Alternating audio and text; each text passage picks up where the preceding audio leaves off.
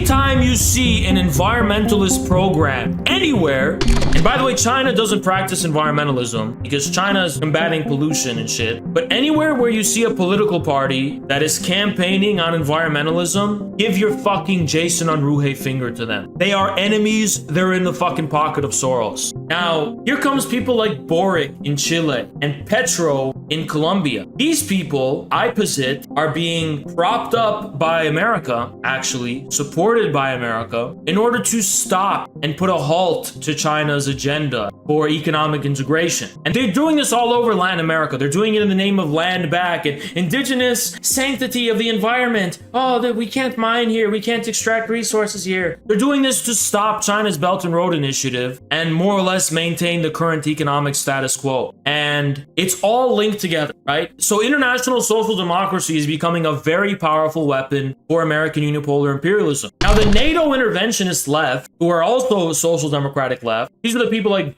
Vosh and Terran Fivek was one of these people. That one guy who fought in Kurdistan, Chapo Trap House, and Slavoj Žižek, who's also firmly embedded within Western social democracy. All of these people have in common this new evolution of American unipolar imperialism, and Ukraine has been their rallying cry, right? Let me tell you what this indigenous thing is about. So what does indigenous even mean anymore, right? Because it's one thing to have indigenous ideas of indigeneity in the Americas, but then there's starting to be this export of indigeneity to other countries, to the Middle East, Asia, to China, to Russia, to Europe even. This is a plot by the globalists to undermine the sovereignty of states. That's the plot by the globalists. They want to create a political subject that has no allegiance to any sovereign state to undermine the legitimacy of existing sovereign states. Because sovereign states stand in the way of this great reset the globalists are plotting to basically implement a globalist international social democracy that erodes the sovereignty of each country. Now, the pro-NATO left are not cynically trying to help the extractivism of resources. No, extracting fucking resources is productive. That is not what US imperialism does. US imperialism is primarily concerned with degrowth. It's primarily concerned with making sure people can't extract any more resources. I can't fucking believe people don't understand this. US imperialism isn't about going to other countries and taking their resources. It's about going to other countries and making sure they can't compete with America's fucking industrial monopoly or its resource monopolies that exist now.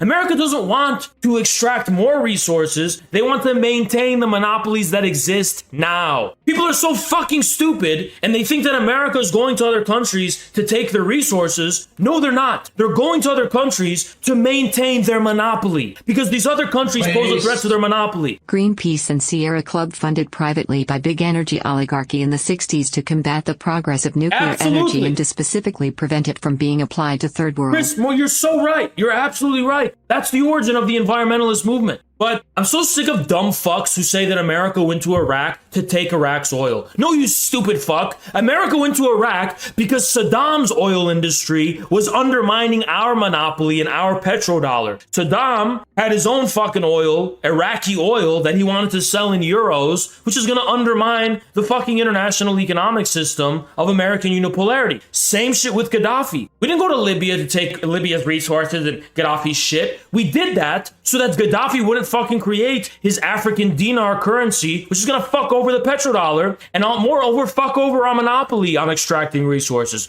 We do not, repeat after me, we don't go to other fucking countries to extract resources. We go to other countries to make sure other sovereign governments can't extract their own resources. We want these people to not extract anything. That's why Hollywood makes fucking movies like James Cameron's Avatar and every other fucking movie under the sun which demonizes extractivism and demonizes productivism because they want the resources to stay in the ground to protect their fucking monopoly. I can't fucking believe people don't understand this. It's insane. It's insane how people don't understand this. It's fucking insane. It really pisses me off. It's so fucking obvious, too. Oh, you're such a fucking revolutionary. You go on Twitter and you like the fucking tweet with 80,000 likes, which says, we need to stop extractivism. We need to Avatar people are resisting the extractivism. God, no, you were brainwashed by Hollywood from the moment you were born at 0 years old to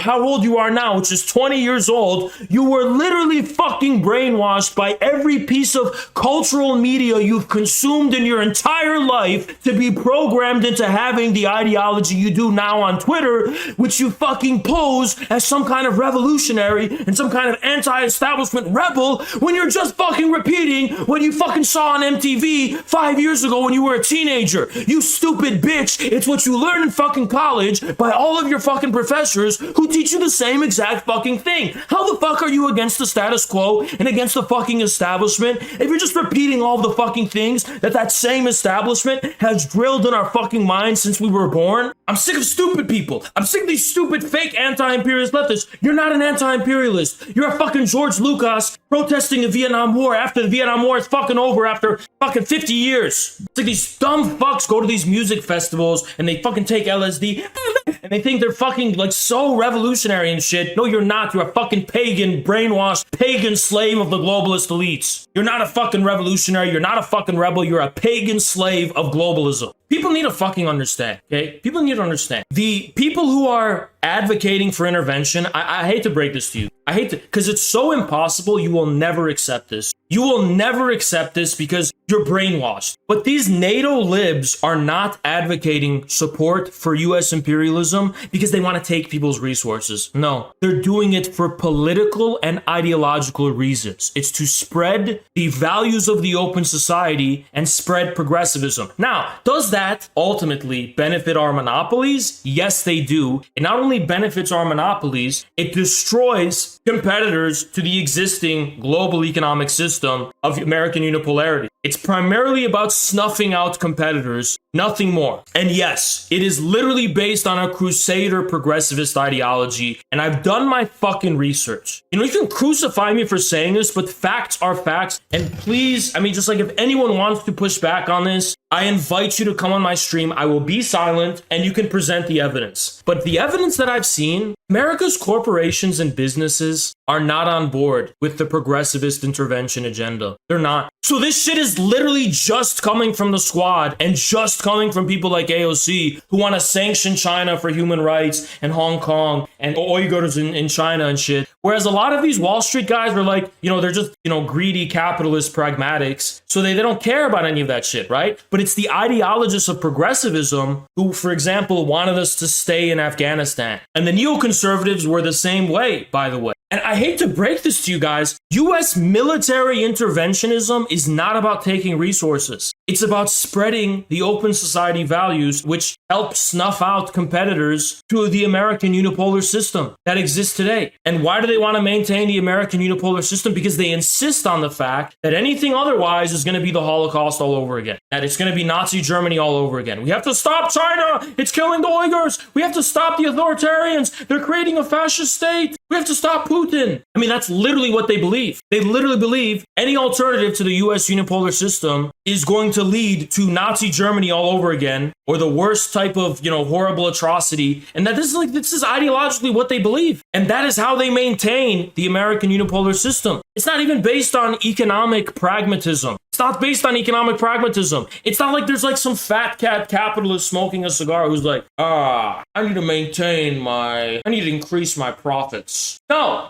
Maybe under Nixon it was kind of like that, but no. This is literally a war that is occurring at the site of like a mental psychosis because of the necrophiliac degradation and decay of the global imperialist system. It's leading to a level of insanity compared to fascism, which is literally what the Nazis were fucking about. It was the psychosis of the destruction of liberalism. That's what's behind the NATO interventionist libs, okay? Same shit. And no, it's not based on corporate greed, because corporate greed is about the pragmatism of profits. This shit is based on establishing an open society Lebensraum which is primarily about responding to and trying to offset the destruction of liberal capitalism, which is what the Nazis were trying to do in the East. Offset the falling rate of profit and offset the destruction of capitalism through creating a neo-feudal system of colonialism in the East. That's what they're trying to do around the whole fucking world, creating a neo-feudal system of living in the fucking pods and eating the bugs. It's what they want to do to the Russians. It's what they want to do to the Chinese. It's what they want to do to everybody in the whole fucking world. That's their open society.